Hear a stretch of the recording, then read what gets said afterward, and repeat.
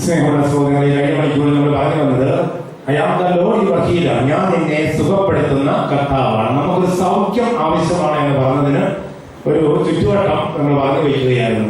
നമുക്കൊരു സൗഖ്യം ആവശ്യമുണ്ട്. ഈ സൗഖ്യം ലഭിക്കണമെങ്കിൽ ആദ്യമായിട്ട് നമ്മൾ മനസ്സിലാക്കേണ്ട ഒരു കാര്യം നമ്മൾ ക്ഷമിക്കാൻ പഠിക്കുക എന്നതാണ്. ക്ഷമിക്കാൻ പഠിക്കുക.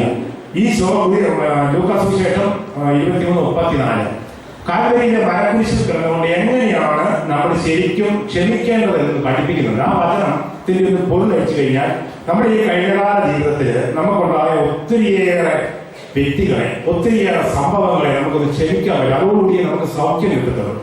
കാരണം എന്താണെന്ന് ചോദിച്ചാൽ നമ്മുടെയൊക്കെ ജീവിതയാത്രയിൽ ഈ പാസ്റ്റ് അല്ലെങ്കിൽ ഭൂതകാലം എന്ന് പറയുന്നത് നമ്മളെ പലപ്പോഴും പിടിച്ച് കെട്ടിയിടാൻ സാധ്യതയുണ്ട്. ഞാൻ പറഞ്ഞു 2000 സംഭവിച്ച ഒരു കാര്യം ഇന്ന് 2015 അന്ന് സംഭവിച്ചപ്പോൾ അതിന്റെ ആഴവും അർത്ഥവും നമുക്ക് മനസ്സിലായില്ല. പലരോടും നമ്മുടെ മുമ്പിൽ വിരോധം വെച്ച് കിടക്കുന്നു, വിദ്വേഷം വെച്ച് കിടക്കുന്നു, അവരോട് നമ്മൾ പ്രതികാരം ചെയ്യണമെന്ന് നമ്മുടെ മനസ്സ് ആഗ്രഹിക്കുന്നു. പക്ഷെ ഇന്ന് നമ്മൾ തിരിഞ്ഞു നോക്കുമ്പോൾ ഒരു കാര്യം നമുക്ക് മനസ്സിലായി. നിയമാവർത്തന പുസ്തകം 8-ാം അധ്യായം 2-ാമത്തെ വചനം സൂചിപ്പിക്കുന്നത് പോലെ ഇത് എന്നെ എളിമപ്പെടുത്തുവാനും പരീക്ഷിക്കുവാനും നന്മ കൊണ്ട് നിറയ്ക്കാനും ദൈവം അനുവദിച്ചതാണ്. നിയമാവർത്തനം 8:2, നിയമാവർത്തനം 8:16. നമ്മുടെ ജീവിതത്തിൽ സംഭവിച്ച ചില തകർച്ചകൾ സ്വാഭാവികമാകട്ടെ, നമ്മുടെ മാതാപിതാക്കളോ ബന്ധുക്കാരികളോ നമുക്ക് നൽകിയതാകട്ടെ, കൃപയില്ലാത്ത പ്രവൃത്തികളെ കൊണ്ട് നമ്മൾ മരിച്ചു കൊണ്ടുവന്നാകട്ടെ, ഏതായാലും ഇത് ചിലപ്പോഴൊക്കെ നമ്മുടെ ജീവിതത്തിൽ നമ്മളെ എളിമപ്പെടുത്താൻ, പരീക്ഷിക്കാൻ, നന്മ കൊണ്ട് നിറയ്ക്കാൻ ദൈവം അനുവദിച്ചു. ആ തകർച്ചയ്ക്ക് ശേഷമാണ് ഒരുപക്ഷെ ജീവിതത്തിൽ നമ്മൾ മനസ്സിലായ ദൈവമേ സമ്പത്തല്ല ദൈവം, ദൈവമാണ് സമ്പത്ത്. ജീവിതം പഠിപ്പിച്ചു. മറ്റു ചിലപ്പോൾ ജീവിതത്തിൽ നമ്മളെ സഹായിക്കുമെന്ന് നമ്മൾ വിചാരിച്ചുകൊണ്ടിരുന്ന ചില വ്യക്തികൾ നമ്മളെ സഹായിച്ചില്ല എന്ന് നമ്മൾ ജീവിതത്തിലൂടെ നമ്മളെ പഠിപ്പിച്ചു. ജീവിതം ചിലതൊക്കെ നമ്മളെ പഠിപ്പിക്കുന്നുണ്ട്. നമ്മൾ പലപ്പോഴും ജീവിതത്തെ പഠിക്കാൻ ശ്രമിക്കുക. പക്ഷെ ജീവിതത്തെ പഠിക്കാൻ ശ്രമിച്ചാൽ ഒന്നും കിട്ടില്ല. ഓരോ ദിവസവും നമ്മുടെ ജീവിതത്തിൽ ദൈവം ചില കാര്യങ്ങൾ ജീവിതം നമ്മളെ പഠിപ്പിക്കുക. അതുകൊണ്ടാണ് പറഞ്ഞ ജീവിതമാകുന്ന പാഠപുസ്തകത്തിലെ ഓരോരോ ചാപ്റ്ററുകളാണ്, ഓരോരോ പേജുകളാണ് ഓരോ ദിവസവും നമ്മൾ വായിച്ചുകൊണ്ടിരിക്കുന്നത്. വായിച്ച ശേഷം നമ്മളൊരു പടം എടുത്ത് വെച്ചിട്ട് തുടരും എന്ന് പറയുക. നാളെ നമ്മൾ എന്താ വായിക്കാൻ പോകുന്നില്ല. ഈ ഇത്രയും കാലഘട്ടത്തിൽ ഒരുപക്ഷെ നമ്മുടെ കുടുംബത്തിൽ നമ്മൾ വായിച്ചു തീർക്കേണ്ട ഒരു പുസ്തകമാണ് നമ്മുടെ അമ്മയും അപ്പനും. നമ്മൾ വായിച്ച് തീരാത്ത പുസ്തകമാണ്. ഒരുപക്ഷെ മരിച്ചു കഴിഞ്ഞാൽ പോലും ഇതുവരെ നമ്മൾ വായിച്ചു തീർന്നിട്ടില്ല. വളർന്നു വരുന്ന മകനും മകളും ഒക്കെ വായിച്ച് തീരേണ്ട പുസ്തകമാണ്.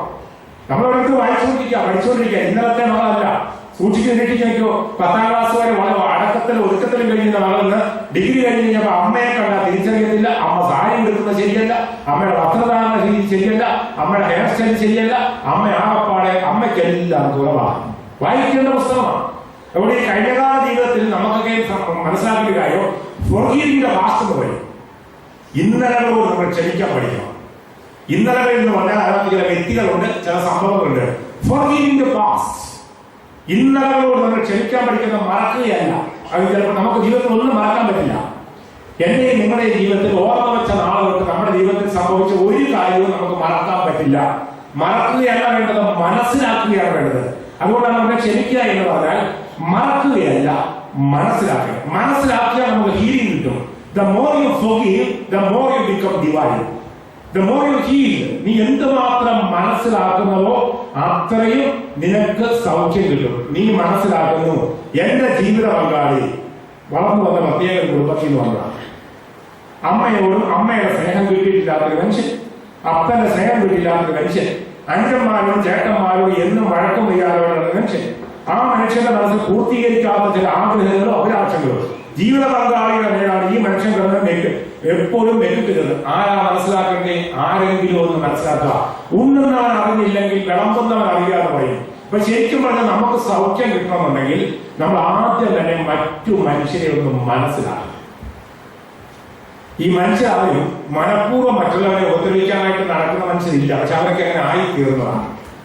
സത്യത്തിൽ അതെ, ഈ ജനിച്ചു വീണ അവസരത്തിൽ ഒരു 2 കിലോ അല്ലെ 3 കിലോ ഉണ്ടായ മനുഷ്യജന്മങ്ങളാണ് നമ്മൾ ഓരോരുത്തരും. അതിനുശേഷം അന്ന് നമ്മുടെ തലച്ചോറിന്റെ 70% ഡെവലപ്പ് ചെയ്തിട്ടുള്ളൂ. പിന്നെ രാത്രിക്ക് 1 വർഷമാണ് 20% ഡെവലപ്പ് ചെയ്തത്. പിന്നെ ആണുങ്ങൾക്ക് പെൺപിള്ളേർക്ക് 18 വയസ്സെടുത്തു തലച്ചോറിന്റെ വളർച്ച പൂർണ്ണമാകാൻ. ആൺപിള്ളേർക്ക് 21 വയസ്സെടുത്തു പൂർത്തിയാകാനായിട്ട്. അപ്പൊ നമ്മുടെ ഈ മനസ്സിൽ പിന്നീട് കടന്നു പോകുന്ന ഞാൻ പറഞ്ഞല്ലോ, ഈ ക്ലാസ്സിന്റെ ആദ്യം സൂചിപ്പിച്ചതുപോലെ ഈ സ്പോഞ്ച് വലിച്ചെടുക്കുന്നത് പോലെ ഒരുപാട് വികലങ്ങളായ ആശയങ്ങള്, അറിവുകള് നമ്മൾ എവിടുന്നെല്ലാം കടന്നു പോന്നിട്ടുണ്ടോ അവിടുന്നെല്ലാം നമ്മൾ വലിച്ചെടുക്കും. അതുകൊണ്ട് ക്ഷമിക്കുവാൻ എന്തിരിക്കുന്നു, നിന്റെ സ്ഥാനത്ത് ഞാനായിരുന്നെങ്കിൽ ഞാനും അതൊക്കെ തന്നെ ചെയ്യുവാണ്. അതെ, നിന്റെ സ്ഥാനത്ത് ഞാനായിരുന്നെങ്കിൽ ഞാനും അതൊക്കെ ചെയ്യുവാണ്. നിങ്ങൾ ഒരുപക്ഷെ കേട്ടിട്ടുണ്ടാവാം, രാജീവ് ഗാന്ധിയെ ബെൽറ്റ് ബോംബ് വെച്ച് കൊന്ന തനു എന്ന് പറഞ്ഞൊരു പെൺകുട്ടിയുണ്ട്. 1991 മെയ് മാസം 21 തീയതി ശ്രീപെരുമ്പുതൂരിൽ വെച്ച് തനു എന്ന് പറയുന്ന പെൺകുട്ടി. അതായത് രാജീവ് ഗാന്ധി ഇന്ത്യൻ പ്രധാനമന്ത്രി ആയിരുന്ന സമയത്ത് Indian peace keeping force IPKF എന്ന് പറയുന്ന ഒരു പട്ടാളം അതായത് ശ്രീലങ്കയിലേക്ക് പോയി. ശ്രീലങ്കയിൽ ചെന്ന് അവിടെ ഉണ്ടായിരുന്ന ഈ തമിഴ് പുലികളെ കീഴ്പ്പെടുത്താൻ വേണ്ടിയിട്ടാണ് പോയത്. ഇവരിങ്ങനെ ഉള്ള ഇന്ത്യൻ പട്ടാളം അവിടെ ചെന്ന് ഈ തമിഴ് പുലികളുടെ മേഖലകളെല്ലാം കടന്നു ചെന്ന് വനങ്ങളിലായിരുന്നു അങ്ങനെയുള്ള പുലികൾ അറിയപ്പെടുന്ന തമിഴ് തീവ്രവാദികളാണ്. ഇന്ത്യൻ പട്ടാളം കയറി ചെന്നിങ്ങനെ ഈ തമിഴ് പുലികളെ ഒത്തിരി ഇടത്തെ നശിപ്പിച്ചും വെടിവെച്ചും ഒക്കെ കൊന്നുകളാണ്. ഇന്ത്യയിൽ അവർ സഹായം അഭ്യർത്ഥിച്ചിട്ട് പോയതാണ്. അങ്ങനെ ഒരിക്കൽ ഇന്ത്യൻ പട്ടാളം കയറി ചെല്ലുമ്പോൾ ഒരു തമിഴ് അവരുടെ പുലി കേന്ദ്രത്തിലായിരുന്നു. അവിടുന്ന് പലരും ഓടിപ്പോയി. പക്ഷെ അവിടെ തനു എന്ന് പറഞ്ഞൊരു പെൺകൊച്ചുണ്ടാണ്, പെൺകുട്ടി. അവളും പുലിയാണ്, തീവ്രവാദി ഗ്രൂപ്പിൽപ്പെട്ടതാണ്. അപ്പൊ ബാക്കി എല്ലാവരും ഓടിപ്പോയപ്പോ ഈ പട്ടാളക്കാർ ഈ പെൺകുട്ടിയെ ഓടിച്ചിട്ട് പിടിച്ചു. ഈ പട്ടാളക്കാരെല്ലാം കൂടി ശരിക്കും പറഞ്ഞാൽ ഈ പെണ്ണിനെ കൂട്ട ബലാത്സംഗം ചെയ്ത് ഈ പെണ്ണിനെ ആ പരുവത്തിലാണ്. അത് ആ ചക്കം നോർത്ത് അവരെ ഉപേക്ഷിച്ചിട്ട് പോയി. അവൾ അവിടുന്ന് ഒരു തരത്തിൽ രക്ഷപ്പെട്ടു. പിന്നെ എങ്ങനെയോ അവിടുന്ന് അവരുടെ ജീവൻ തിരിച്ചു കിട്ടി. അവള് ഒരുപാട് മുറിവേറ്റെങ്കിൽ ഒരു തരത്തിൽ അവള് രക്ഷപ്പെടുകയായി. പിന്നീട് വേലിപ്പുള്ള പ്രഭാകരൻ എന്ന് പറഞ്ഞ LTTയുടെ ലിബറേറ്റഡ് ടൈഗേഴ്സ് ഓഫ് തമിഴ് ഈഴത്തിന്റെ അവർ കൂടി തീരുമാനിച്ചു, നമ്മുടെ ഒരുപാട് പുലികളെ നശിപ്പിച്ച് കളഞ്ഞത് അതിന് പട്ടാളത്തെ ഇങ്ങോട്ട് വിട്ടത് രാജീവ് ഗാന്ധിയാണ്. അതുകൊണ്ട് രാജീവ് ഗാന്ധിയോട് നമുക്ക് പ്രതികാരം ചെയ്യണം.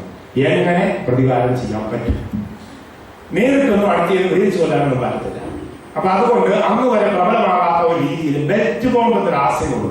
അപ്പൊ അവർ പറഞ്ഞു, ബെൽറ്റ് ബോംബുമായിട്ട് ചെന്നാലും അടുത്ത് അങ്ങനെ പറ്റത്തുള്ളൂ, അല്ലാതെ നേരിട്ടൊന്നും അടുത്ത് പോകാൻ പറ്റത്തില്ല, നശിപ്പിക്കാൻ പറ്റില്ല. അപ്പൊ ഇതിന് ആര് തയ്യാറാകും? കാരണം സ്വന്തം ജീവൻ കളയാതെ പ്രതികാരം ചെയ്യാൻ പറ്റത്തില്ല, ആർക്ക് പറ്റും? അപ്പൊ ഈ തരുന്ന പെൺകുട്ടി ആദ്യം എഴുന്നേറ്റത് പറഞ്ഞു, എന്റെ പ്രാണൻ പോയാലും എന്നെ നശിപ്പിക്കാനായിട്ട് പട്ടാളക്കാരെ അയച്ചു വിട്ടവനെ ഞാനും നശിപ്പിക്കാം, അതുകൊണ്ട് ഞാൻ തയ്യാറാണെന്ന് പറഞ്ഞ ഈ പെൺകുട്ടിയാണ്. അവളെ അനുഭവങ്ങൾ അവൾ പറഞ്ഞുകൊണ്ട് ഈ തനു എന്ന പെൺകുട്ടിയാണ്. അങ്ങനെയാണ് തനുവിനെ അവർ തെരഞ്ഞെടുത്തത്. അവളാണ് വർഷങ്ങളോളം നീണ്ടുന്ന പരിശീലനത്തിനൊടുവില് ബെൽറ്റ് ബോംബ് അരയിൽ ചേർത്ത് കെട്ടി അവസാനം രാജീവ് ഗാന്ധി തമിഴ്നാട് ഇലക്ഷൻ പ്രചാരണത്തിനായിട്ട് വരുമ്പോൾ മൂപ്പനാടിന്റെ സാന്നിധ്യത്തില് ഒരു പത്രക്കാരുടെ വേഷത്തില് അവിടെ വന്ന് 4 ഇട്ട് സ്വീകരിക്കുന്ന രീതിയിൽ ബെൽറ്റ് ബോംബ് അവിടെ അരയിൽ ചുറ്റിയിരുന്നു, അരയിൽ കെട്ടിയിരുന്നു. ആ ബട്ടൺ അമർത്തി രാജീവ് ഗാന്ധി കൊല്ലപ്പെട്ടു. പ്രതികാരം ചെയ്യാനായിട്ട് പ്രേരിപ്പിച്ചതാണ്. അപ്പൊ ഞാൻ പറഞ്ഞു വന്നത് അതായത് ഓരോ വ്യക്തിയും വളർന്നു വന്നൊരു സാഹചര്യമുണ്ട്. ഇരിക്കുന്ന ഭർത്താക്കന്മാർ ഭാര്യമാർ ആദ്യം മനസ്സിലാക്കണം, നിങ്ങളുടെ ഭർത്താക്കന്മാർ വളർന്നു വന്ന സാഹചര്യം, ആ കുടുംബത്തിന് വളരെ കൾച്ചറൽ ബാക്ക്ഗ്രൗണ്ട്. നമ്മളൊക്കെ ഒരർത്ഥത്തിൽ അല്ലെങ്കിൽ മറ്റു നമ്മളൊക്കെ ബയോളജിക്കൽ പ്രോഡക്റ്റ് ആണ്. ഞാൻ ക്ലാസ് സൂചിപ്പിച്ചാൽ നമ്മുടെ ജീനിന്റെ ഒക്കെ എന്ന് പറഞ്ഞാൽ നമ്മുടെ അമ്മയുടെ ഷേപ്പ്, അപ്പന്റെ ഷേപ്പ്, അപ്പന്റെ മുഖം എന്നൊക്കെ പറഞ്ഞ പോലെ നമ്മളൊക്കെ ഒരു പരിധി വരെ അപ്പന്റെ അമ്മയുടെ 10-20-30% അപ്പനും അമ്മയിൽ നിന്ന് കിട്ടി വലിച്ചെടുത്ത മനുഷ്യരാണ്. പിന്നെ മറ്റൊന്ന് നമ്മുടെ സാഹചര്യങ്ങളാണ്, അത് നമ്മുടെ കൾച്ചർ എന്ന് പറയും. ഈ പറഞ്ഞ പോലെ നമ്മളെ ആണുങ്ങളെ എവിടെ രൂപപ്പെടുന്നതാണ്, ആണുങ്ങൾ ചിരിക്കാൻ പാടില്ല, ആണുങ്ങളാണ് 2 എണ്ണം പറയണം. പെണ്ണുങ്ങൾ പോയി പറഞ്ഞതാണ്, എന്നെ ചീത്ത പറഞ്ഞവനെ നീ എന്താ നോക്കി എന്ന് പറയുന്ന ആണുങ്ങളെ കൊണ്ട് ഇറക്കി ചെന്ന് വഴക്കുണ്ടാക്കിക്കാൻ പലപ്പോഴും പ്രേരിപ്പിക്കുന്ന കാണാൻ സാധിക്കും. അനാവശ്യമായ രീതി മീഡിയ പ്രചരിപ്പിക്കുന്ന തരത്തിൽ ആണുങ്ങളാണെന്ന് പറഞ്ഞാൽ ഇങ്ങനെയാണ്. ഡാൻസ് കളിച്ചുകൊണ്ടിരിക്കുന്ന പെണ്ണിനെ കള്ളുകൂടിയോ വിളിച്ചുകൊണ്ട് പോയി നോക്കിയിട്ട് എന്റെ മുമ്പിൽ ഡാൻസ് കളിക്കണമെന്ന് പറയുന്നു. അവൾ ഡാൻസ് കളിക്കാൻ വഴി കാണിച്ചിട്ട് അവസാനം അവരുടെ കാലിലെ ചിരങ്കി കൂടി അവന്റെ മുമ്പിൽ എറിഞ്ഞു കൊടുക്കുന്നു.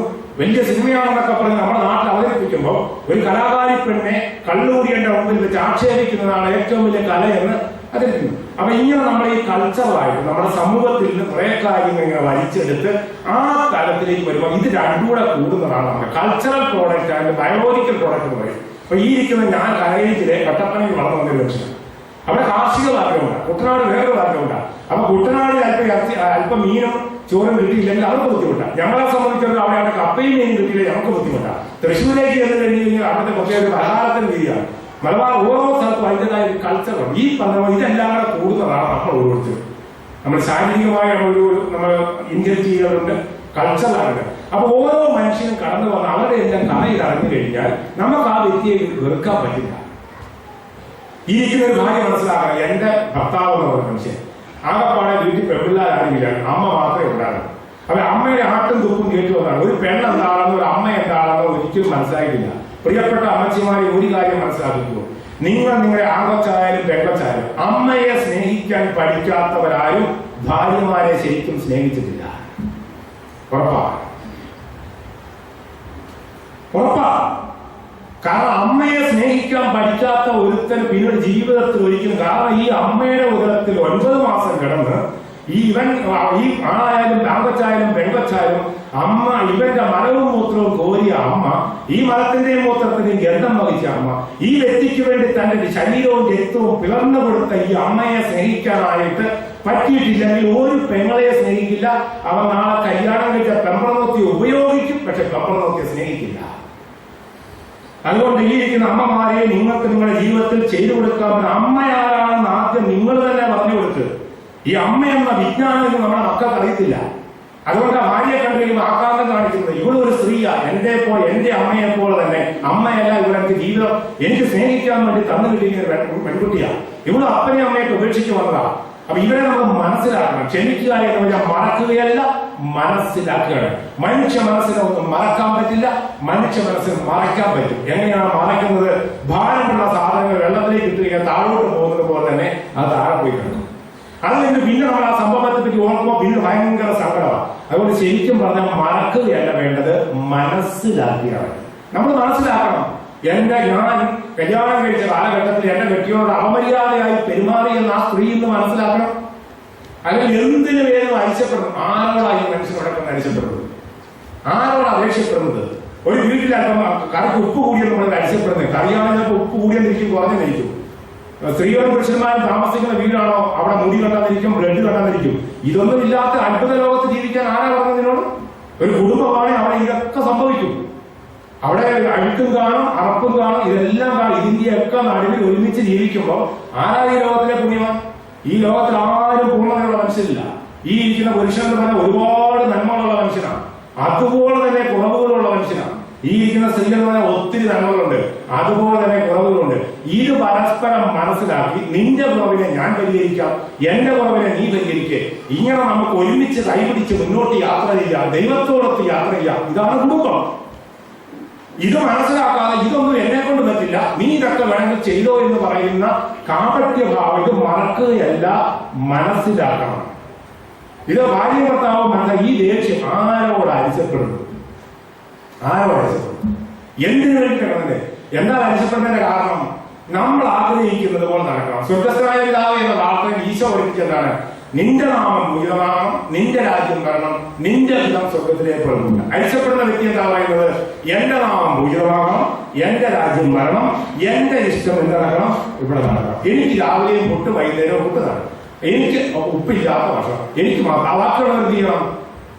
അത് തന്നെ. എന്റെ നാമം പൂജിതമാകണം, എന്റെ രാജ്യം വരണം, എന്റെ ഇഷ്ടം ഇവിടെ നടക്കണം. ഇതാണ് ഇഷ്ടം. ഇത് നടന്നില്ലെങ്കിൽ നമ്മൾ ആരായാലും നമുക്ക് പിടില്ല. ഭാര്യയല്ല ഭർത്താവ് ആരാന്ന് പറഞ്ഞു കഴിഞ്ഞാൽ എതിരാളികൾ നിസ്സാര കാര്യത്തിന് വേണ്ടി ഇപ്പൊ ഈ ഉപ്പെന്ന് പറഞ്ഞാൽ വീട്ടിലിരിക്കുന്ന സാധനങ്ങൾക്ക് ഉപയോഗിക്കാവുന്ന കാര്യമുള്ളൂ. അല്ലെങ്കിൽ ഈ പറഞ്ഞ പോലെ ഉദ്ദേശിച്ച സമയത്ത് കാപ്പിയും ചായയും വീട്ടിലങ്ങനെ എടുക്കാവുന്ന കാര്യമുള്ളൂ. ഇത് ഒരാൾ മാത്രം എടുക്കണം, ഒരാൾ വേലക്കാരുടെ പണി ചെയ്യുക, മറ്റൊരാൾ സുഖിക്കുക എന്ന് പറയുന്നതല്ല. ഇത് മനസ്സിലാക്കി കഴിഞ്ഞാൽ ഇത് ജീവിതമാണെന്നും ഇവിടെ ആരും വലിയവരുമില്ല, ഭാര്യയുടെ മുമ്പിൽ ചെറുതാവരുമില്ല, വലുതാവരുമില്ല. നമ്മളെല്ലാവരും ഒരു കൊച്ചു കുഞ്ഞിന്റെ മുമ്പിൽ ആ കൊച്ചിന് പോയി ഭക്ഷണം എല്ലാം കൊടുത്താണ്. പക്ഷെ ആ കൊച്ചു കിടന്ന് വിളിക്കുമ്പോൾ ആ കൊച്ചിനെ നമ്മൾ എടുത്തേ പറ്റൂ. അതുകൊണ്ട് ആ മാതാപിതാക്കൾ ക്ഷമ പഠിക്കുന്ന ആദ്യമായിട്ട് മക്കളെ എടുക്കുന്നതാണ്. അപ്പോൾ ഈ ക്ഷമിക്കുക എന്ന് പറഞ്ഞാൽ നമ്മൾ വെറുതെ ഞങ്ങൾ തമ്മിൽ പിണക്കമൊന്നുമില്ല, ഞങ്ങൾ തമ്മിൽ മിണ്ടാതിരിക്കുന്നതുമല്ല, മിണ്ടുന്നതോ മിണ്ടാതിരിക്കുന്നതല്ല. ഉള്ളിന്റെ ഉള്ളിൽ അരിശം വെച്ചുകൊണ്ട് നമുക്ക് ആളെ ചിരിച്ചു കാണിക്കാം. പറ്റില്ലേ? പറ്റും. ഉള്ളിന്റെ ഉള്ളിൽ വിരോധം വെച്ചുകൊണ്ട് നമുക്ക് സമ്മാനങ്ങൾ തീരുമാനത്തില്ലേ? പറ്റും. ചിരിച്ചുകൊണ്ട് ചതിക്കുന്നവരില്ലേ? ചതിച്ചുകൊണ്ട് ചിരിക്കുന്നവരില്ലേ? ഉണ്ട്. ഇപ്പൊ ഉദാഹരണത്തിന് ഇപ്പൊ ഇലക്ഷന്റെ സമയത്ത് അവർക്ക് വോട്ട് ചെയ്തേക്കാം നമ്മൾ പറയുകയും ചെയ്യും, നമ്മൾ അറിയാൻ ആളുടെ കൊടുക്കുന്നു അല്ലേ? ഇപ്പൊ ആ ചിരിച്ചുകൊണ്ട് സ്ഥാനാർത്ഥിക്ക് നമ്മൾ കൊടുത്തു. ചിരിച്ചുകൊണ്ട് ചതിച്ചുകൊണ്ട് ചിരിക്കും. പറയുന്നത് ഒന്ന്, പ്രവർത്തിക്കുന്ന മറ്റൊന്ന്. അപ്പൊ ഈ ക്ഷമിക്കുക എന്ന് പറഞ്ഞാൽ മറക്കുകയല്ല, മനസ്സിലാക്കുക. ഇപ്പൊ ഉദാഹരണം പറഞ്ഞു കഴിഞ്ഞാൽ ഒരു മനുഷ്യൻ 2 കുഞ്ഞുങ്ങളെയും കൊണ്ട് ട്രെയിനിൽ യാത്ര ചെയ്യുക. കോട്ടയത്ത് നിന്നും കണ്ണൂരിലേക്കുള്ള ബസ്സിൽ പോവുക. ഈ പിള്ളേരെന്ന് പറഞ്ഞാൽ 8-10 വയസ്സിലുണ്ട് ആമ്പിള്ളേര. ഇതും കൂടി ട്രെയിനെ കിടന്ന് ആൾക്കാരെ വിടവായി. പത്രം വായിച്ചുകൊണ്ടിരിക്കേണ്ട ആദ്യമൊക്കെ പത്രത്തിൽ കട്ടുന്ന ചില ആൾക്കാർ ചിരിക്കുന്നത് വെള്ളം വെക്കുന്നത് ഉറക്കം വെച്ചാൽ വർത്തനം വരും. ഈ കൊച്ചിന്റെ അപ്പൻ ആ ട്രെയിനെ ഇങ്ങനെ സൈഡിൽ കുത്തിയിരുന്ന് ഉറങ്ങുക. പിള്ളേരുടെ ശല്യം സഹിക്കാൻ വയ്യാതായപ്പോൾ അടുത്ത ഒരാൾ എഴുന്നേറ്റിട്ട് ഈ കൊച്ചിന്റെ അപ്പനെ വെള്ളം വെക്കുന്നു. ഇവിടെ തന്റെ മക്കളുടെ കണ്ണിൽ വെള്ളം വെക്കുന്നത് കണ്ടില്ലേ? കുറെ നേരമായി പിള്ളേരുടെ കണ്ണ് ആകപ്പാടെ ശരി താൻ ഇതൊന്നും കാണുന്നില്ലേ? അപ്പൊ ഇത് ഇയാൾ സാറായിരുന്നു. ആ സാറ് എന്നെ ഒന്ന് ചേട്ടാ എന്റെ സാറെ എനിക്ക് ഞാൻ ഉറങ്ങി 2-3 ദിവസമായിട്ട് ഉറങ്ങിയില്ല. എന്താ കാരണം? ഇയാളെ ഉറങ്ങിയാണ്. എന്റെ ഭാര്യയ്ക്ക് ബ്ലഡ് ക്യാൻസർ എടുക്കാത്ത പിടിച്ച് പെട്ടെന്നാണ് അസുഖം.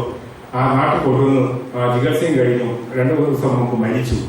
അടക്കം കഴിഞ്ഞു. എനിക്കിപ്പോ ജോലിയാണ്, സ്കൂളിൽ ജോലി ചെയ്യേണ്ട സമയമായി. അതുകൊണ്ട് ഞാൻ തിരിച്ചു പോവാം വീട്ടിൽ. ഇനിയിപ്പം ഞാൻ ഈ പിള്ളേരുടെ അടേ ഉള്ളൂ.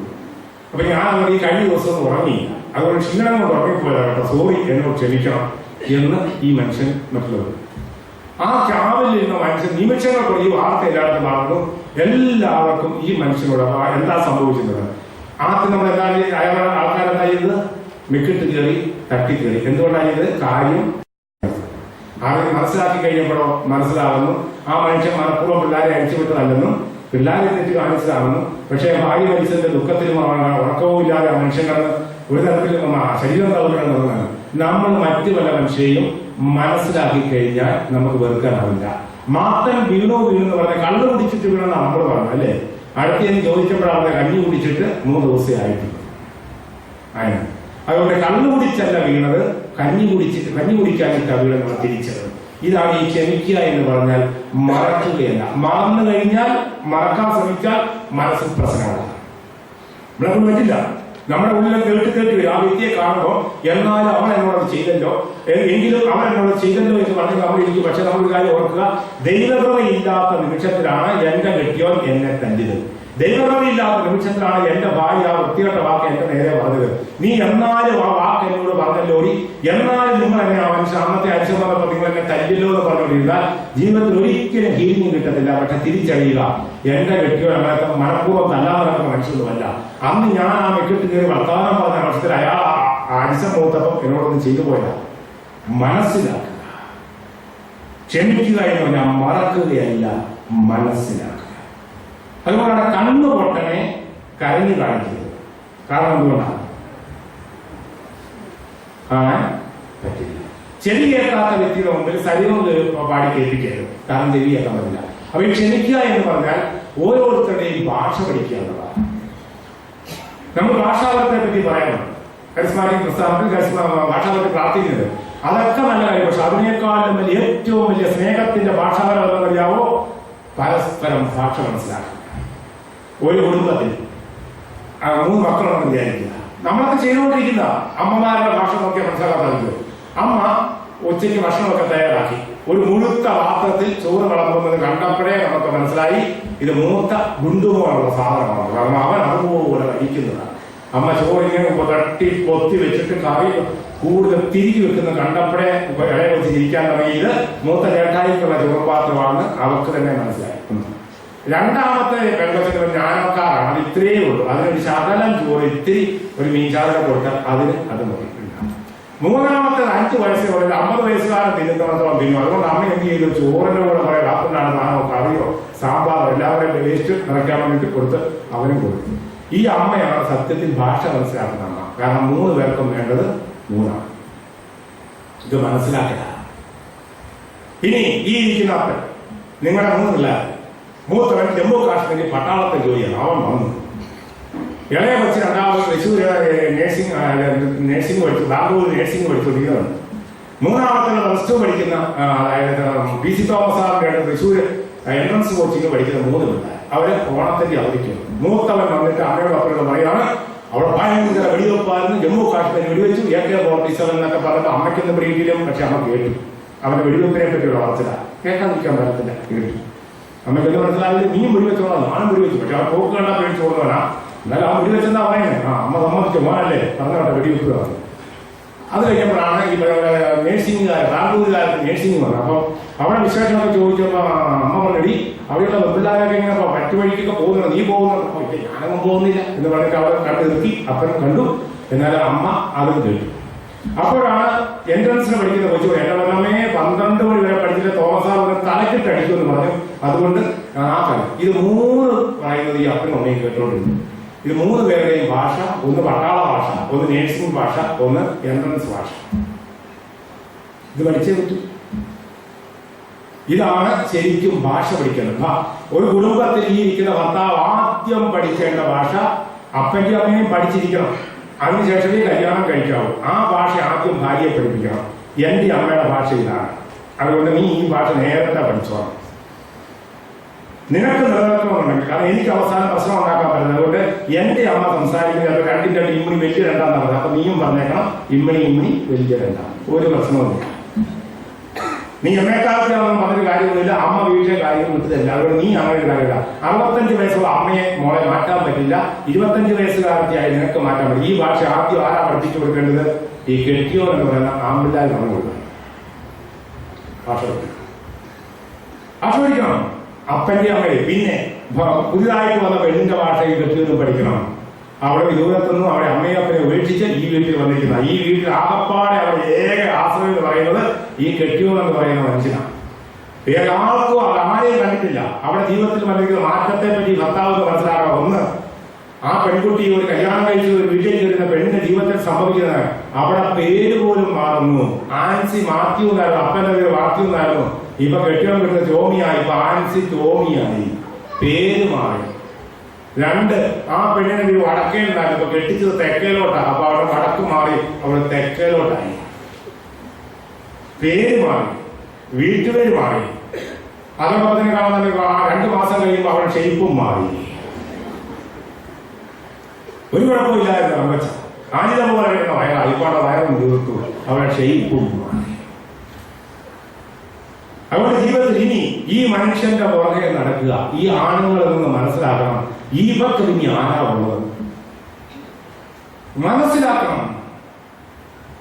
ഈ മനസ്സിലാക്കലാണ് ജീവിതത്തിൽ മുന്നോട്ട് വരിക. അത് മനസ്സിലാക്കി കഴിഞ്ഞു കഴിഞ്ഞാൽ ഒരെണ്ണം ഇത് തിരിച്ചാണെങ്കിലും അതുകൊണ്ട് ഈ ക്ഷമിക്കുക എന്ന് പറഞ്ഞാൽ മറക്കുകയല്ല, ഭാഷ പഠിക്കുക. നമ്മൾ കാണുന്നു ബാബേൽ ഗോപുരം തകർന്നതിന്റെ കാരണം ഭാഷ മനസ്സിലാക്കാത്തതുകൊണ്ടാണ്. എല്ലാം തകർന്നുപോയി. കല്ലുകൂടാമല്ല മണ്ണ് കൊടുത്തു. സ്നേഹത്തിന് ഭാഷ നമ്മൾ കാണുന്ന മതപുസ്തകത്തിൽ കാണുന്നത് സ്നേഹത്തെ കമ്മ്യൂണിക്കേഷൻ റീഗെയിൻസ്. ഒന്ന് കമ്മ്യൂണിക്കേഷൻ ലോസ്റ്റാ. അവിടെ ബാബയിൽ കമ്മ്യൂണിക്കേഷൻ തകർന്നു. ഇവിടെ അതാ കമ്മ്യൂണിക്കേഷൻ വിട്ട് ആ സ്നേഹത്തിന്റെ ഭാഷ മനസ്സിലാകും. അമ്മ അപ്പനോട് പറയുന്ന ഒരു ഭാഷയുണ്ട്, അമ്മായിയോട് സംസാരിക്കേണ്ട ഭാഷയുണ്ട്, അമ്മായപ്പനോട് സംസാരിക്കേണ്ട ഭാഷയുണ്ട്, ഇളയ നാത്തൂരോട് സംസാരിക്കേണ്ട ഭാഷയുണ്ട്. എന്തിനും കുറ്റം കണ്ടുപിടിച്ച് കെട്ടിച്ചു വിട്ടിരിക്കുന്ന മൂത്ത നാത്തൂന്റെ ഭാഷ മനസ്സിലാക്കേണ്ടത്. ഓരോരുത്തരുടെയും ഭാഷ പഠിക്കണം. ഈ ഭാഷ പഠിക്കാതെ മുന്നോട്ട് പോകാൻ ഏത് ചെറുത്താന്റെ കൂടെ നമുക്ക് ജീവിക്കാൻ പറ്റും. നമ്മൾ മനസ്സിലാക്കേണ്ടത് ക്ഷമിക്കാൻ പഠിക്കണം. Forgiving is an art and therapy of life. ക്ഷമ എന്ന് പറയുന്നത് കലയാണ്, തെറാപ്പിയാണ്, ചികിത്സയാണ്. അത് അപ്പൻ അമ്മയോടും അമ്മ അപ്പനോടും. അത് ദിവസമല്ല. ഈ ക്ഷമിക്കാതെ ഒറ്റ ദിവസം കൊണ്ട് നടക്കുന്ന കാര്യമൊന്നുമല്ല. വിവാഹിതരായ ഓരോ വ്യക്തി ഓർമ്മ നോക്കിയോ, നിങ്ങൾ ആ 24-25 വയസ്സായപ്പോ കല്യാണം കഴിച്ചപ്പോ അന്ന് നോക്കിക്കേ, അന്നത്തെ നിങ്ങളുടെ ഭാഷ അന്ന് നിങ്ങൾക്ക് വളരെ മനസ്സിലാവും. ഓരോ ദിവസവും കഴിയുമ്പോൾ 45 വയസ്സായി 50 വയസ്സായി. ഇന്നലെ കാണിച്ച സ്വഭാവമല്ല അയാൾ ഇന്ന് കാണിച്ചുകൊണ്ടിരിക്കുന്നത്. ഇന്നലെ കാണിച്ച സ്വഭാവമല്ല ഭാര്യ ഇന്ന് കാണിച്ചുകൊണ്ടിരിക്കുന്നത്. അത് പ്രായത്തിനനുസരിച്ച് കാലത്തിനനുസരിച്ച് സ്വഭാവങ്ങളിൽ വ്യത്യാസം വന്നുകൊണ്ടിരിക്കും. ഇത് നമ്മൾ മനസ്സിലാക്കണം. ഈ തള്ളിക്കളയല്ല. കുറ്റം പറയാൻ ആളുണ്ട്, കുരിശിക്കേറ്റാൻ ആളുണ്ട്. കൂടെ നിൽക്കാൻ പറ്റുമോ? ഇതാ നമുക്കിന്ന് വേണ്ടത്. ഇനി ഈ സ്ത്രീ എന്ന് പറയുന്നത് ദൈവം എനിക്ക് സ്നേഹിക്കാൻ വേണ്ടി തന്നതാ. ഇനി മറ്റൊന്നിലേക്ക് നോക്കിയിട്ട് കാര്യമില്ല. ഈ ഭൂമിയിൽ 725 കോടി മനുഷ്യരുണ്ടായിരുന്നു. അത് പകുതിയോളം സ്ത്രീകളാ. ഇത്രയും പേരുണ്ടായിട്ട് ദൈവം എന്തുകൊണ്ടായി? എനിക്ക് ദൈവം തന്നതാണ് ഈ ഭൂമിയിൽ, എനിക്ക് സ്നേഹിക്കാൻ വേണ്ടി ദൈവം തമ്പുരാൻ തന്നതാ. അതുകൊണ്ട് ജീവിതത്തിന്റെ അന്ത്യനിമിഷം വരെ ഒരുമിച്ചുള്ള ഈ യാത്രയിൽ ദൈവം തമ്പുരാനോട് ഞാൻ ഉത്തരം പറയണം. എന്താ ചോദിച്ചത്? വിശന്ന ഇവർക്ക് നീ ഭക്ഷണം കൊടുത്തോ? ദാഹിച്ചവർക്ക് കുടിക്കാൻ കൊടുത്തോ? വസ്ത്രമില്ലാത്തവർക്ക് വസ്ത്രം മേടിച്ച് നീ കൊടുത്തോ? അതോടൊപ്പം രോഗിയായവളെ നീ നോക്കിയോ? ഒറ്റപ്പെട്ട് കഴിഞ്ഞപ്പോ അവർക്ക് നീ കൂട്ടായോ? ശാരീരികമായ ബലക്കുറവുണ്ടാകുന്ന അവളെ നീ സഹായിച്ചോ? 6 കാര്യങ്ങളാണ് ചോദിക്കുന്ന ഭർത്താക്കന്മാരോട്. ഈ 6 കാര്യങ്ങളാണ് ഭാര്യമാരോട് ചോദിക്കുന്നത്. നമ്മുടെയൊക്കെ ജീവിതത്തിൽ 2000 വർഷം മുമ്പ് നമ്മൾ ആ പരീക്ഷയുടെ ചോദ്യക്കളാസ് അന്ന് ഔട്ടായതാ. ഇന്നും ചോദിക്കുന്ന ചോദ്യം തന്നെയാണ്. 6 കാര്യങ്ങൾ. വിശക്കുന്നവർക്ക് ഭക്ഷണം കൊടുത്തോ? ദാഹിക്കുന്നവർക്ക് കുടിക്കാൻ കൊടുത്തോ? രോഗിയെ സന്ദർശിച്ചോ? വസ്ത്രമില്ലാത്തവർക്ക് വസ്ത്രം കൊടുത്തോ? ഒറ്റപ്പെട്ട വ്യക്തിയെ ഒന്ന് സഹായിക്കാനായിട്ട് കൂട്ടുനിന്നോ? ആനുകൂല്യമില്ലാത്ത ദുർബലനായ വ്യക്തികളെ കൂടെ ചേർന്ന് നിൽക്കാൻ പറ്റിയോ? ഇതാണ് ദൈവം നമ്മളോട് ചോദിക്കുന്ന 2000 വർഷങ്ങൾക്കും ഈശോമിശിഹായുടെ ചോദ്യമാണ്. ആ ചോദ്യം അന്ന് തന്നെ ഔട്ടായതാ. ജീവിതത്തിൽ ഇനി ഇരിക്കുന്ന എന്നെയും നിങ്ങളെയും പരീക്ഷയുടെ അവസാനത്തെ എൻട്രൻസിന്റെ ചോദ്യം ഇതാ.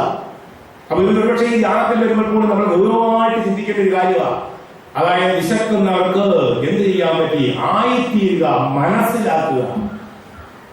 അത് ഭർത്താവ് ഭാര്യയെ മനസ്സിലാക്കുക, ഭാര്യ ഭർത്താവിനെ മനസ്സിലാക്കുക. എന്താ ഭർത്താവ് ഒരു ഭാര്യയിൽ നിന്ന്, ഒരു ഭർത്താവ് ഭാര്യയിൽ നിന്ന് മനസ്സിലാക്കേണ്ടതാണ് ഈ ഇരിക്കുന്ന സ്ത്രീകളുടെ അർഹതാത്വം അനുസരിച്ച് ഇവരിൽ ബഹുഭൂരിപക്ഷം പേര് നോർമലായിട്ടുള്ള ഏതൊരു സ്ത്രീയും ആഗ്രഹിക്കുന്നത് സ്വർണമോ വെള്ളിയോ അതൊക്കെ 2ാം സ്ഥാനത്തേ ഉള്ളൂ. ഈ ഇരിക്കുന്ന ഭർത്താക്കന്മാരും അവർ ആഗ്രഹിക്കുന്നത് എന്റെ കൂടെ ആയിരിക്കണം, എന്നെ സ്നേഹിക്കണം. I should be love. പൊന്നുകൊണ്ട് ഉളിശ്ശേരി വെച്ച് കൊടുക്കുന്നല്ല. ഒരുപക്ഷെ വേണ്ടത്ര പരിശീലനം കിട്ടാതെ വന്നത് വല്ല അപൂർവം ചില വ്യക്തികൾ ആവർത്തിച്ച 2 സാരി മേടിച്ചു കൊടുത്താൽ മതി, 2 കിലോ ബീഫും മേടിച്ചു കൊടുത്താൽ മതി, ഒരു പവന സ്വർണ്ണം കൂടെ മേടിച്ചു കൊടുത്താൽ അതിനത് മതി. കന്നുകാലി കൂലി എത്തിച്ചു കൊടുക്കുന്ന പോലെ അങ്ങനെയുള്ള ചില അപൂർവം ചില ജീവിതങ്ങളുണ്ട്. ഒരു 10% കൂട്ടിയാൽ ബാക്കിയുള്ള നോർമലായിട്ടുള്ള ഏത് സ്ത്രീയും ആഗ്രഹിക്കുന്നത് ബാക്കിയുള്ളവരൊക്കെ അമ്മായമ്മ എന്ത് ചീത്തയും പറഞ്ഞോട്ടെ, അമ്മായപ്പൻ എന്ത് ചീത്തയും പറഞ്ഞോട്ടെ, ഈ ജോലിയും പണിയും രാവിലെ തൊട്ട് വൈകുന്നേരം വരെ അമ്മായപ്പനെയും നോക്കി അമ്മായമ്മയും നോക്കി മക്കളെയും നോക്കിയിട്ട് വൈകുന്നേരം 2 പേരും ജോലിയും കഴിഞ്ഞ് വരുമ്പം ഒരു സ്നേഹത്തിന്റെ ഒരു നല്ല വാക്കോട് കൂടി ഒരുമിച്ച് നിന്ന് പ്രാർത്ഥിച്ച് ഒരുമിച്ച് നിന്ന് ഒരു സ്നേഹബന്ധത്തിൽ ഏർപ്പെടാനായിട്ട് കഴിയുന്നില്ലെങ്കിൽ ഈ ഭൂമിയിൽ പിന്നെ എന്താണ് ദാമ്പത്യം? പിന്നെ ഈ ജീവിതത്തിൽ എന്താണ് വരുന്നത്? മക്കളൊക്കെ കൊണ്ട് പ്രത്യേകം കടന്നു പോകും. ഈ മക്കളെന്നൊക്കെ പറയുന്നത് നമ്മൾ ഈ ദാമ്പത്യ ജീവിതം എന്ന് പറയുന്ന ഒരിടത്ത് മനസ്സിലാക്കുമ്പോൾ നമ്മൾ ചില സ്ഥലങ്ങളിൽ കാണാൻ പറ്റില്ല. ബസ് യാത്ര ആരംഭിക്കുമ്പോൾ മിക്കവാറും ഏതെങ്കിലും വീട്ടുമുറ്റത്തോ അല്ലെങ്കിൽ ഏതെങ്കിലും സൈഡിൽ കൂടി ആയിരിക്കും വണ്ടി ബസ് ഇടുന്നത്. കണ്ടക്ടറും ഡ്രൈവറും മാത്രമേ രാവിലെ വണ്ടി എടുക്കുമ്പോൾ സ്റ്റേഷനിലായിരിക്കും ഏതെങ്കിലും സൈഡിലായിരിക്കും. അപ്പൊ ആ കണ്ടക്ടറും ഡ്രൈവറും മാത്രമേ വണ്ടിയുള്ളൂ. ഇതുപോലെ ഭാര്യയും ഭർത്താവും തുടങ്ങി ജീവിതമാണ്. കുറച്ചൊരു കിലോമീറ്റർ അങ്ങ് ചെയ്ത് അടുത്ത സ്റ്റേഷനിൽ അവിടെ നിന്നാണ് ആൾക്കാർ കയറാൻ. അതങ്ങനെ കയറി കുറെ പേര് കയറി കുറെ പേര് ഇറങ്ങി. അവസാനം ഈ വണ്ടി തിരിച്ച് പഴയ സ്ഥലത്ത് കൊണ്ടുവരുമ്പോൾ അപ്പോഴും ആ വണ്ടിയിൽ ഉണ്ടാകുന്നവരായിരിക്കും കണ്ടക്ടറും ഡ്രൈവറും. പിള്ളേരെല്ലാം വരും, ഇറങ്ങിപ്പോകും, കയറിപ്പോകും. ശരിയല്ലേ? 18 വയസ്സ് കഴിഞ്ഞ് ഡിഗ്രി കഴിഞ്ഞ് പിള്ളേരാരെങ്കിലും വീട്ടിലുണ്ടോ? ഇത് നമ്മുടെ വീടുകളൊക്കെ ഗസ്റ്റ് ഹൗസ് അല്ലേ? അച്ഛനും അമ്മച്ചൊക്കെ മോനും മോളും വരുന്നവർക്ക് കാത്തിരിക്കുക. ഒരു നല്ല ഭക്ഷണം ഉണ്ടാക്കാമെന്ന് വിചാരിച്ചു, പക്ഷെ നടക്കത്തുമില്ല. തിന്നാൻ പറ്റുന്ന കാലത്ത് ഉണ്ടായിരുന്നില്ല കാര്യം. ഇപ്പൊ തിന്നാൻ പറ്റുന്ന കാലത്ത് എല്ലാം ഓട്ടോട്ട് തിന്നാനും പറ്റില്ല. കാക്കയ്ക്ക് വായ്പൊണ്ട് പിടിച്ചെന്ന് പറഞ്ഞ പോലെ അല്ലോ തിന്നാനൊക്കെ ഓടിച്ച ഇപ്പം കൊഴുപ്പായി കൊളസ്ട്രോളായി എത്തിരിക്കാൻ പറ്റാത്ത അവസ്ഥയായി. ഇപ്പോഴത്തെ അവസ്ഥയിലായി. എന്തെങ്കിലും കഴിക്കണമെന്ന് ആഗ്രഹിച്ച കാലത്ത് കഴിക്കില്ല. അതുകൊണ്ട് പ്രിയപ്പെട്ട മാതാപിതാക്കളെ, ഈ മക്കളെ ഓർത്ത് എല്ലാവരും മക്കളെയും മാമ്പൂവും കണ്ട് കൊതിക്കേണ്ടെന്നൊക്കെ പറയുന്നത് 100% ശരിയാണ്. അതുകൊണ്ട് അവരെ സ്നേഹിക്കേണ്ടതല്ല. അതുകൊണ്ട് ഇനി തൊട്ടെങ്കിലും ഈ ഒക്ടോബർ മാസം തൊട്ടെങ്കിലും നല്ല ഭക്ഷണം മേടിച്ച് കഴിച്ചു കൊടുക്കുക, ഭാര്യയ്ക്കുള്ള വസ്ത്രമൊക്കെ മേടിച്ചു കൊടുക്കുക, വല്ലപ്പോഴും സിനിമയൊക്കെ കാണാൻ പോവുക, നല്ല രീതിക്ക് കഴിക്കാം. മക്കൾക്ക് വേണ്ടി ഉണ്ടാക്കി വെച്ച് കഴിഞ്ഞാൽ അവരുടെ അവസാനം അതെല്ലാം എപ്പോഴും പോയിട്ടുണ്ട്. അതുകൊണ്ട് ജീവിക്കേണ്ട ഈ കാലഘട്ടത്തിൽ നിങ്ങൾ ഇപ്പൊ തന്നെ ജീവിക്കും. നിങ്ങൾക്ക് നിങ്ങളെ ഉള്ളൂ, എനിക്ക് നീയും നിനക്ക് ഞാനും. അവസാനം ഈ മക്കളൊന്നും ആയിരിക്കില്ല വെള്ളം കോരിത്തരാൻ പറ്റുന്നത്. ഈ ജീവിത പങ്കാളിയായ ഭാര്യയ്ക്ക് ആരോഗ്യ വായുസ് ഉണ്ടെങ്കിൽ അവസാനം വെള്ളം കോരിത്തരാൻ കൂടെ നിൽക്കാൻ ഇവളും മാത്രമേ കാണത്തുള്ളൂ. ഇപ്പൊ വല്ലാതെ സ്നേഹിക്കുന്ന പെങ്ങളൊന്നും ആ സമയത്ത് പോലും കാണത്തില്ല. കാരണം അടക്ക് കഴിഞ്ഞിട്ട് ഒരു അല്പം കൂടെ താമസിച്ച് അവർ കിടത്തുള്ളൂ. കാരണം അവർക്ക് തിരക്കാണ്. അതുകൊണ്ട് ആകപ്പാടെ ജീവിതത്തിൽ ഇരിക്കുന്ന അച്ചായന്മാർക്ക് നിങ്ങളുടെ ജീവിതത്തിൽ, അതുകൊണ്ടാണ് കാരണവന്മാർ നമ്മളെ പണ്ട് പഠിപ്പിച്ചത്, മണ്ണിനെയും പെണ്ണിനെയും സ്നേഹിച്ചാൽ, ഉപയോഗിച്ചാലല്ല, സ്നേഹിച്ചാൽ ചതിക്കില്ല. സ്നേഹിച്ചാൽ രാസവളപ്രയോഗം നടത്തിയാൽ ഫലപുഷ്ടി പോകും മണ്ണിന്. അതുകൊണ്ട് ജൈവ കൃഷി തന്നെയാണ് നല്ലത്. അല്ലെങ്കിൽ പെട്ടെന്ന് ലാഭം ഉണ്ടാക്കാൻ വേണ്ടിയിട്ട് ചെയ്തിരിക്കുന്ന അവസരങ്ങളൊക്കെ നോക്കിക്കോ. ജീവിതത്തിൽ ചിലവുണ്ട്. രാസവളപ്രയോഗം നടത്തിയാൽ ഭർത്താക്കന്മാരുണ്ട്. ഗൾഫിൽ ഭാര്യ കിടന്ന് ഡബിൾ ഡ്യൂട്ടി ചെയ്യുക. ഇംഗ്ലണ്ടിൽ ചെന്നാൽ രാസവളപ്രയോഗം നടത്തുന്ന ഭർത്താക്കന്മാരെ കാണണമെങ്കിൽ ഈ പെണ്ണ് രാവിലെ നൈറ്റ് ഡ്യൂട്ടി ചെയ്ത് ഇരട്ടി പൈസ കിട്ടുമെന്ന് പറഞ്ഞാൽ ഇവിടെ കൊണ്ട് നൈറ്റ് തന്നെ ചെയ്യിക്കുക. ഈ പെണ്ണിന്റെ മുഖവും മാറി ഈ പ്രദേശത്തോടെ എല്ലാം കറുത്ത അളവലായ ആകപ്പാടെ അതിന്റെ ശരീരോദ്രം. എന്നിട്ട് ഇവനെന്താ ചെയ്യുന്നത്? യാതൊരു പണിയും ചെയ്യാതെ രാവിലെ എഴുന്നേറ്റ് 42 ഇഞ്ചുള്ള TV നോക്കിക്കൊണ്ട് ഇങ്ങനെ വളവും കണ്ട് ബിയറും കുടിച്ച് ഇപ്പൊ തന്നെ അവൻ മൊത്തം ഗർഭണനായിട്ടിരിക്കുക. പെണ്ണൊന്നേ ഗർഭിണിയായിട്ടുള്ളൂ. ഇവൻ നിത്യ ഗർഭണനായിട്ട് ഇങ്ങനെ ഇരിക്കുക വീട്ടില്. എന്നിട്ട് ക്രിസ്മസിന്റെ ദിവസം അവധി എടുക്കില്ല. ക്രിസ്മസിന്റെ ദിവസം പണ്ടാ 3 ഇരട്ടി പൈസ കിട്ടും. അവളോട് കൂടി എടുക്കും ക്രിസ്മസിന് പണി.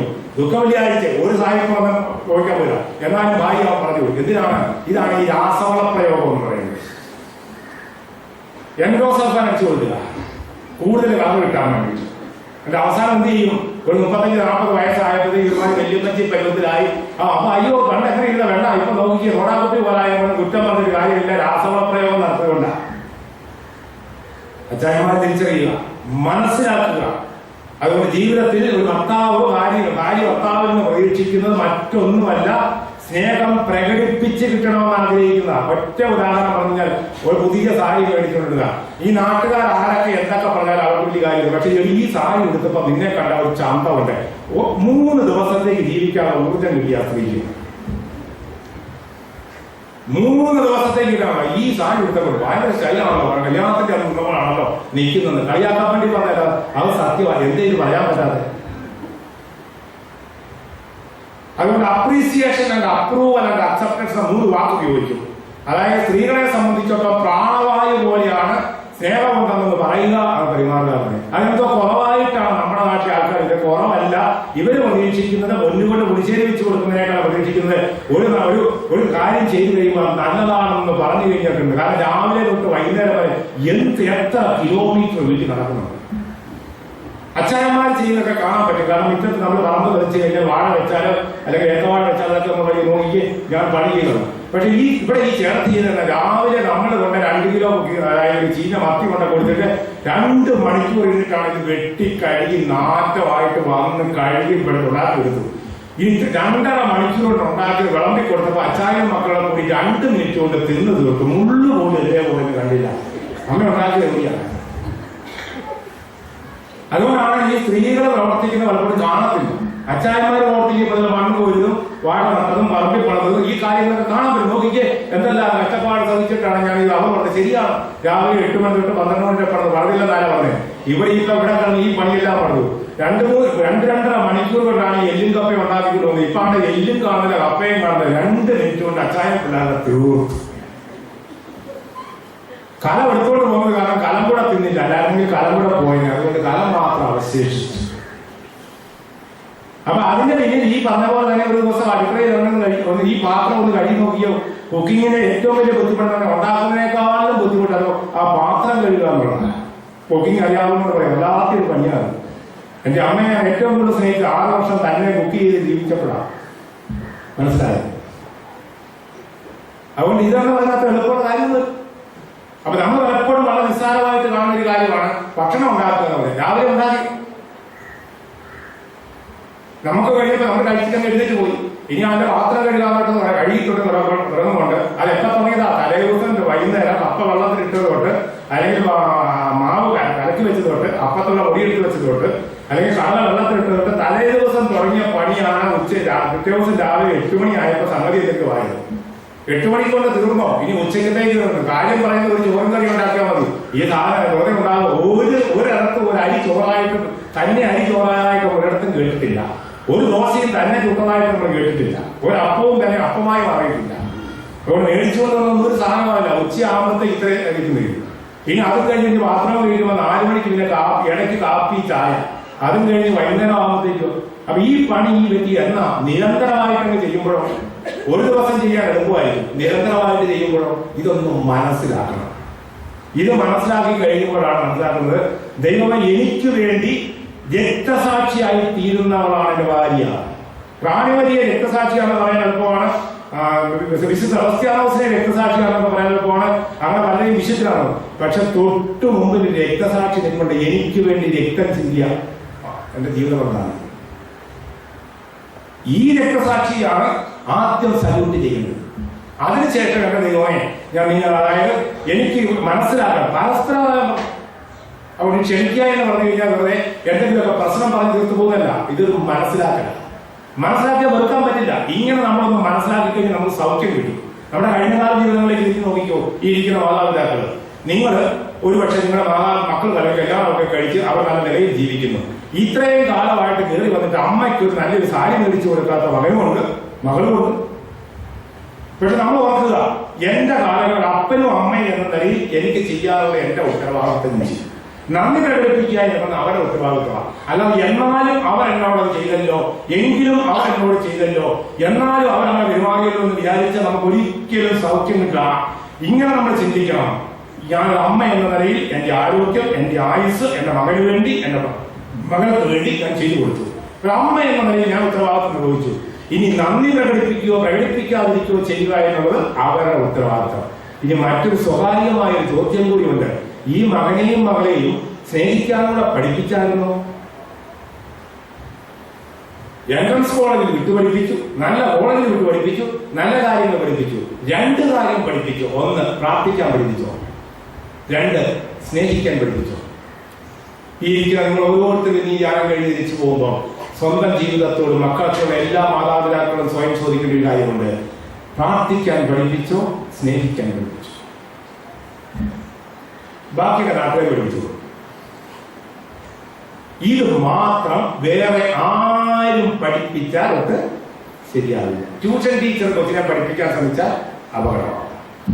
നാട്ടുകാർ പഠിപ്പിച്ചാൽ ശരിയാവില്ല, വീട്ടുകാർ പഠിപ്പിക്കും.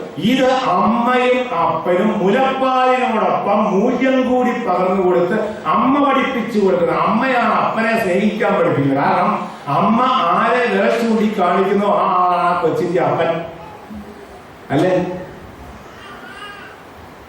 അതെ, അമ്മ മോളെ നോക്കിക്കൊണ്ട് പറയാം, മോളെ ഇത് ഞാൻ നിന്റെ അമ്മയാണെന്നുള്ളത് സത്യമാണ്, ഇത് നിന്റെ അപ്പനാണെന്നുള്ളത് ഒരു വിശ്വാസമാണ്. കുടുംബക്കലഹമൊന്നും ഉണ്ടാകണ്ട, സത്യമാണ്.